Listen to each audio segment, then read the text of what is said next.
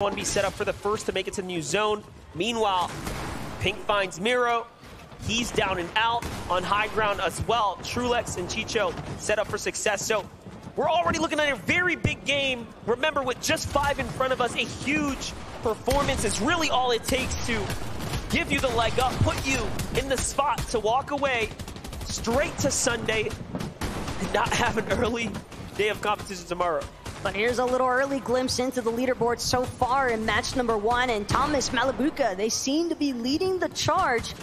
And with Ping and Kyrie having just been freshly eliminated there, this is a moment we saw Malibuca and Thomas looking to see as though they might try to work their way up through that secondary height layer. But as far as Mustache and Payson are concerned, they know they've got teams surrounding them every which way. Right now, it's about picking the right direction to go. And a lot of these teams trying to avoid some of the water that's just on the side of the zone. NA just has a few teams alive. Acorn and Cold being one of them. Baka and Pars. Cooper is up still too. Meanwhile, Queasy and Vino, some of EU's best on the move right now. Crashbats perfectly putting them in position right now.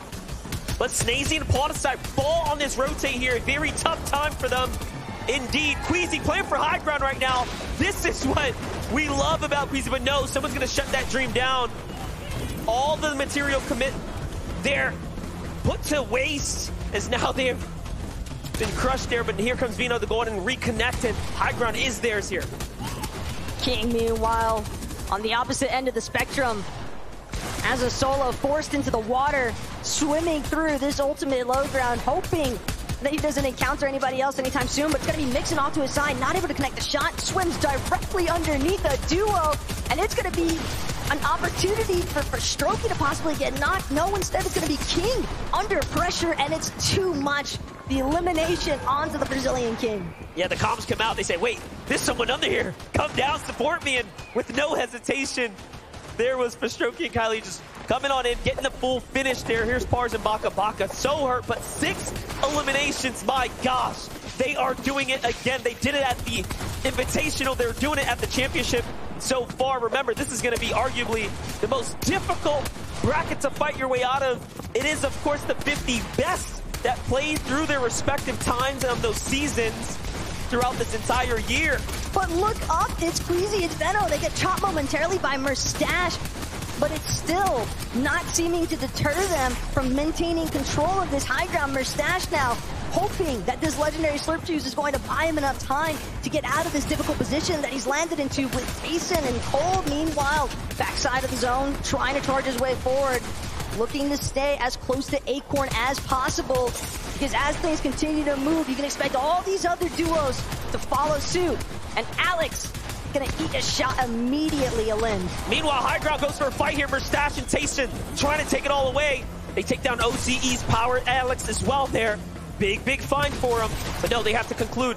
They have to concede it. They give it down. Queasy puts up the fight against Tayson and puts him down as well. No material left for the high ground team. A very tough spot to be in, but it's all or nothing now. The end game is already theirs. This is surely a successful run already.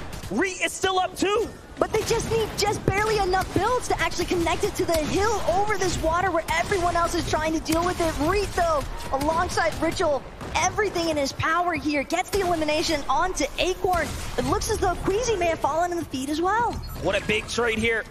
Just a couple players left now. This is it. Vino solo here, but he does have builds. The clutch is possible. He's also one of the healthiest here on the lobby. Strokey doesn't have much to work with. He also can't get up and over. It's going to come down to the siphon of whether or not he can get the conclusion, and Vino does. But getting here, finds for Strokey in the finish, and Vino wins the game. This is starting to look pretty familiar, Monster. Queasy and Veno striking. NA definitely striking back.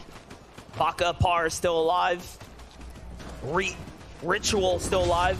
Even Okis is up right now. Saw him mixed in the feed. Those are a few of the NA competitors that are up. I do wonder, where is Ziamzo? As he was also inside the top 10. If teams can continue to keep up that pacing there. But meanwhile, the story right now is how far can SETI push this here? That's it. Rocket Ram usage out. 45. Make that 49 damage above the surge now. Halfway through material. This is a tough spot to be in. Here's Ziamzo's look. Mid to high ground here. moving all the way across. Beautifully done in clean execution on the rotate here. He actually takes down Middle Eastern's hero there. So that was that second to high ground team, and now they just have to deal with Queasy and Vino. If they can do just that, they will be the kings of the top. It's almost like dealing with a final boss at this point as far as Queasy and Veno are concerned, but so long as they're in the match, teams are going to have to look out. Cole, though, with Acorn, doing an excellent job taking out Sphinx and Oyo. That's going to clear things up for them as far as these immediate threat players are concerned. Seti, though, again, the fact that he is still kicking despite being a solo for so long here, MDF, what a fantastic display of his experience. I just can't wait till we get another listen in later, because you know Cammy and Seti are putting down the comms needed here to navigate through this game so effortlessly, making it look easy. Meanwhile, on the low ground, here's Middle East. Fahad here, representing 4 elims right now. What a big spot to be in, showing us just how good they really are.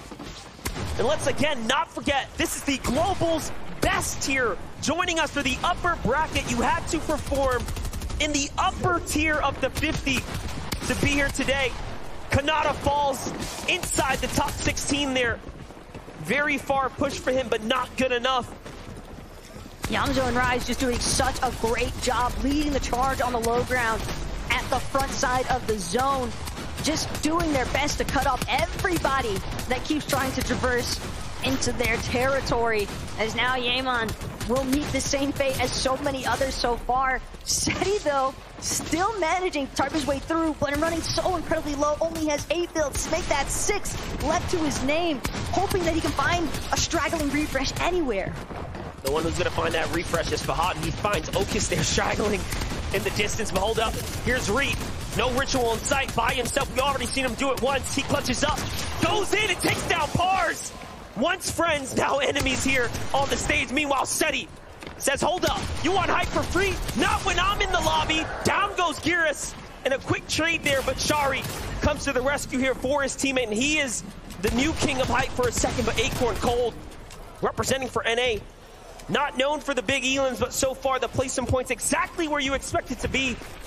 Here's Yamzo. Yamzo, clap from the side here. Rise left to do it by himself. He cannot flirt with the storm here. Acorn's clutching at the moment. Acorn's trying to do what he can. He's got that auto Maven primed and ready, but at the same time, even with the Maven auto, he's not going to be able to miss a singular shot. He has hardly any HP to work with, and you consider the shield that he's missing. He's doing a great job so far. Just continuing by time. Only 1 build left, though. This next moment has to be his best. Clixie doesn't see it coming as Acorn finds the elimination he needs. Just enough builds to keep going up. Absolutely clean elimination there. Shari now looking for it. They have 9 eliminations. Acorn goes all the way up. Needs to come on down. Knows where his opponent is, and he's looking for him. But the zone is ticking, gets right into it. He knows he's got a couple opportunities here. It's all or nothing now. 1 shot will be it, but no, it won't be enough. Still though, 4 eliminations in a second place there. It's Shari take home the second game now alongside Girus. Seti nearly playing smartly there for Shari. But again, Baka Pars looking downwards on them, putting that infinite upwards pressure here, not making it look easy at all here. He's going to have to concede for a bit. It's cost him a lot. He's going to have to take some of Vino's inventory as well. So Vino trusting in Queasy to lead the rotate here. It's all about that middle, though, at this point for Queasy, especially when you know that you're having some pressure being applied to you from the high ground. The more durable your builds, the better. As far as understanding, though, which way he wants to tarp Queasy, recognizing the fact that he's got his chance right now to just keep building up. And again, with it being metal, it's so difficult for teams to really take a second to try and chop them out just yet. Queasy gotta look for the connect onto some of these other builds, but dropping down ever so slightly, still maintaining the height overall, though. And that's what I do best. Limited builds to just get there, connects it to a structure in the distance, but Cammy and Seti are looking backwards and they're saying, no, not today, not in this lobby. I want to fight for it as well. We need a big game here. We need it now.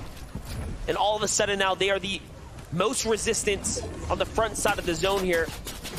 But if they don't put pressure back, we know what's going to happen. Vino, Queasy will run with this. Seti and Cammy aren't careful. Keep in mind where their builds were starting to go towards. I mean, with the direction that Queasy's headed, at least, it almost seems as though they might headbutt each other on the high ground at the moment here. But instead, it's Acorn, a bit sneaky with the crash pad. But he's going to continue to hang around. He wants that front side of the zone, but hanging just on the edge of it. And I just love how we're seeing, again, NA's best and EU's best, right? Back-to-back here, two different perspectives, two totally different layers.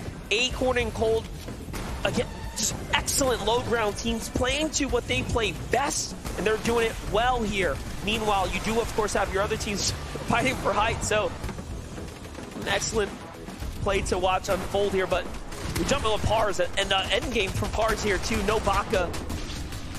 The least amount of elims we've seen so far, but it is a single one, so far of the three, they put up numbers every time.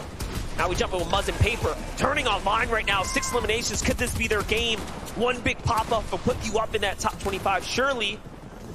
It's been a relatively quiet day for Muzz and Paper so far, so this could be a massive moment if they're able to seize it. Sitting on the low ground, though, Acorn and Cold. They can tell there's players trying to make their way around the edges next to them. 2 crash pads remain here at Acorn's disposal. Cold following closely behind. Cammy and Seti, though, they seem to be making an idea all their own. Oh, this is crazy. From the backside here, they find the tag, and Vino's hurt. And this might be the new high ground. Cammy, Seti coming in out of nowhere, and they swing things around. Queasy's hurt. Vino's fully healthy, but no! Things change so quickly. Acorn and Cold finish him. And now Queasy's by himself, but it's still excellent endgame for them. They're going to be happy with a top 10. Meanwhile, Paper and Muzz continue to force their way in here. 8 elims now, probably the most that are alive at the moment. Trailing behind another team, and Paper's going to fall there.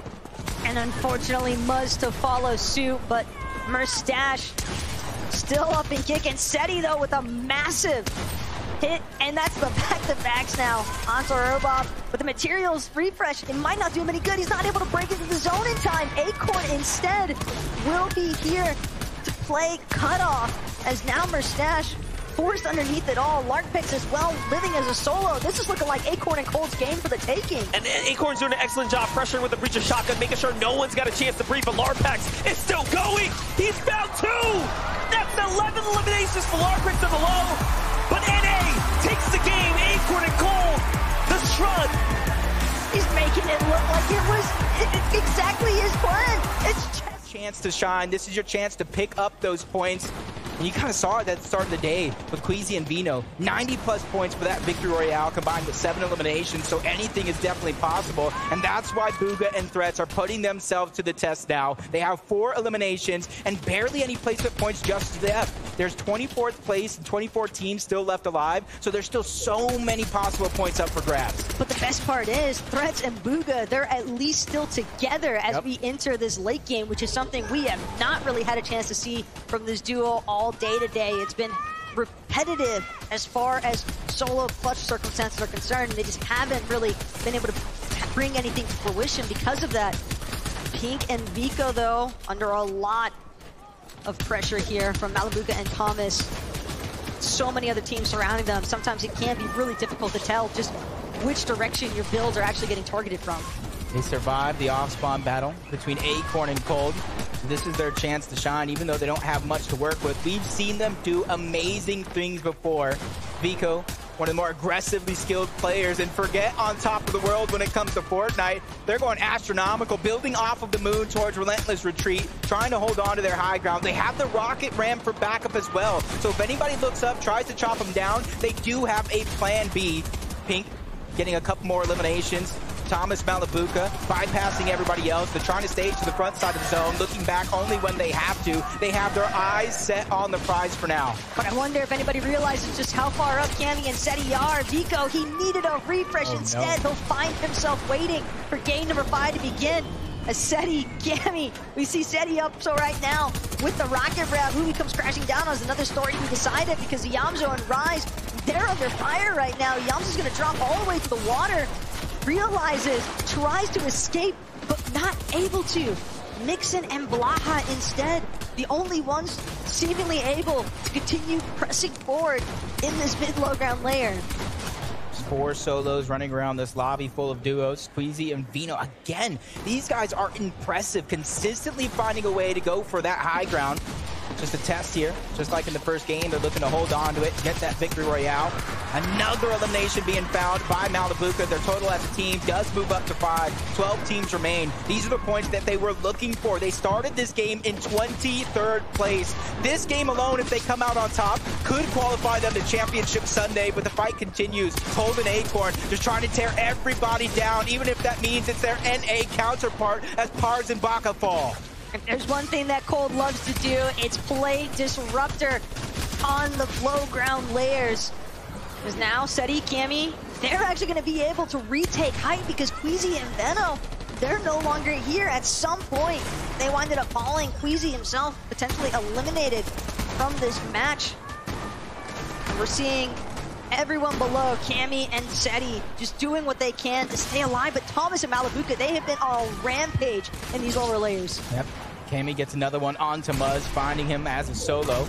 Another player is going to drop. Sphinx and Boyo, who absolutely came out of nowhere on the NA region to claim their spot here in Major 2. But they don't want just the spot. They want to take over. Thomas finds another elimination, taking down Seti. Now the high ground has changed, and they're trying to keep it for themselves.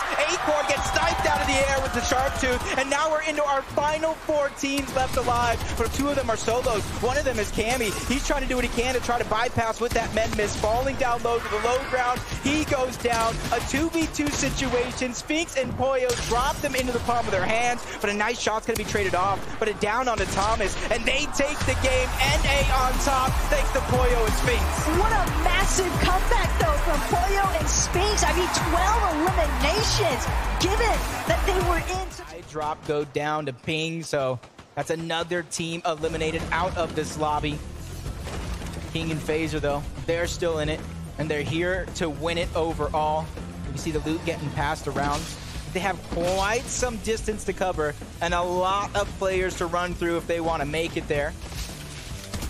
On the bright side, though, they're not the only ones that have a decent amount of map coverage to go. Granted, when you are one of those last teams to come in behind everybody else, your primary concern is going to be, well, depending on where those other teams are situated, depending on where they're positioned, they might be able to cut me off entirely. And that's exactly what King and Phaser are trying to avoid. They're trying to make their way to zone as quickly as possible so that they can be the ones controlling the way that the lobby actually flows. Yeah, they don't want to get held out. They want to do the holding. They're rotating parallel to both Muzz and Paper, a team that is inside of the top 25. I wouldn't say they're as safe as can be. Anything could still happen. But Phaser's doing a good job of leading the charge. Found themselves a little bit of spot where they can hold up for now, but they're getting focused by a couple players in this lobby. Alex Worthy being one of them on the other side. He continues to peek through the cone. 81 below Taco. This isn't looking good for now. They might not have the damage threshold just yet, but they do have a few crash pads. Phaser gonna instantly use one to jump a little bit further, a little bit more up on that height as well, but the shots come through all the way across the lobby, and that's going to be an instantaneous knock just about onto Phaser. King now under heavy duress, trying to do what he can, forced to build down, forced to drop numerous layers, but again, with this legendary Slurp Juice, will be able to just barely prevent himself from being eliminated by the damage threshold tags off of the Storm Surge, but still, it is tough stuff right now for King. Yeah, if it wasn't Trulex and Chicho on the other side, it's Storm Surge. They're below the threshold. Even with the Slurp Juice pop, they're taking a lot of damage, but Rise Yamzo, team who took down Kanata and Aders in the beginning, well, it's just Kanata this time around, but if he can go back to his OG self, we used to call him one of the more prolific solo players in the game, being able to pick up a massive amount of points, a huge amount of clutches. We saw Agers do it in their major championship run. Now it's Kanata's turn to pick up the pace. You see him going low. He doesn't have a lot of builds, not a lot of resource. The only thing he really has going for him is the damage threshold when it comes to Storm Surge. A nice little gift, though, just on the ground. Managed to pick up some materials. It's going to provide him more than the 4 builds he had initially to work with. Shot him up to 30, but still, Kanata also now with this Icy Breacher in tow, breaking through the floors of some of these builds and just hoping that there is not a full team on the other side of it, because you're looking at a 1v1 with not a decent chance, but 2 versus 1 situations is tough for any player to deal with. There are more teams left alive right now that are outside of the top 25 trying to earn their spot than there is inside of the top 25. And placement points haven't even begun to kick in yet. That puts a lot of pressure on the King. He's already survived Storm Surge once. He has the slurp juice. He has a couple minis, but he's still 123 below. He's not even peeking out, going for shots. He's just trying to survive it. And if he looks down low, there's a bit of loot. I thought I saw the tip of a big pot down there as well, which will be crucial for his survival. He finally looks down. There's a med mist as well. He found a treasure trove and a miracle to keep himself alive, but he knows he needs to go. He knows he needs to continue moving forward, get towards the zone. You don't want to fall behind, but a nice shot from the backside. King forced to stabilize himself, stop the rotation. That means a lot of teams are going to be able to hop over him and get to zone first. Again, right now, it seems the King, he's trying to prioritize positioning, just hoping that some other team, some other solo gets eliminated first, and that could potentially put him to where he actually isn't below that surge threshold. But Kanata right now, just barely clinging on, but it won't be enough. Finally finds himself eliminated from the lobby. Unfortunate run there for Kanata and Aegis in our final game of the day. Yeah, at least he got this experience of playing on the big stage, because he's going to have to go again tomorrow against our last chance major teams. Zaxidus and his teammate have the high ground. They started this game on the bubble. You got to imagine they've been climbing up that ladder, just like Bugha and Threats. You talked about it yourself. You even casted it throughout the day. They have yet to play a solid game as a duo. This is their chance. But the solo's trying to push back both Alex and Worthy as well. A lot of damage being done here by Storm Surge, not even these players. We're seeing so many teams, though, struggling with Storm Surge, but for Bugha and Threats, they were over 800 damage above. They can focus entirely on how they choose to actually tarp through some of these congested layers, and right now, Miro, forced into a solo position, won't have any sort of time to try and help out Cooper in the process. We are simply too deep into these moving zones at this point. Is now Miro finds himself in a decent amount of pressure, a couple of slash flashes, all of his slash flashes actually going to be expended here. Is Miro trying to see if he can find an opening from the backside of the zone. Nutty from the side though. Wow. Clean shot onto 7-man, and a quick build up to utilize his med kit. Quick moving, quick reacting, but not quick enough. That's Cowgamer and 7-man. A big game's needed from them. They could boost themselves into that top 25 as well. Bugha and Threats, 5 eliminations so far, peeking down low, trying to recycle some of these builds because they know they don't got much left. A refresh or a siphon mask, anything is what they're looking for. And they even split it between them two, so it's even less for an individual. They fall on top of Alex. Can they get that elimination? Can they get the siphon? Yes, they can, off the back of Threats, who gets a double elimination and push themselves into the top 10. Just barely there. No, Bugha actually going to find himself trapped just outside. He won't be able to make it in time. And the knock from that surge damage, that's so tough that the Storm is going to be his ultimate competitor. But Threats still up. Threats still trying to move forward. Doesn't have much left in the med mist though. Needs to find a refresh at this point. It's almost 100% necessary, but these points that he's grabbing here, staying alive, 7 eliminations as well. This could be enough, but it's definitely going to be a buzzer beater if I've ever seen one myself, and he's continuing to bypass everybody. But on the high ground, it's Yamzo and Rise that are trying to take this last and final game of the day. A few teams actually that are stuck down low still need this shot to try to qualify. Misha and Teen is one of them. Julex and Chicho, they probably already got their spot, but Threats does it yet again. Another elimination, trying to go ahead and keep him and Bugha's dream alive. But for Threats, he didn't find any sort of white heals, which he needed. Granted, it might not be necessary. Almost found the closing shot there onto Rise, but with the Yamzo there to back him up, it's no problem whatsoever. And we are seeing one of NA's finest with a victory royale for the day close. I call them one of the most dangerous teams coming into the Global Championship. Take a look at a list of the 25 players that have qualified. A couple of names, let's just call them out. Obviously, we saw some of the big ones. I wanted to quickly highlight Zagu right here and Pepoclip. Obviously, we saw them back in the days of Invitational. For them, though, back then, day 2 didn't quite hit as hard. But now, making it through to Sunday, they have time to prepare. And hopefully, they'll bring some heat. 30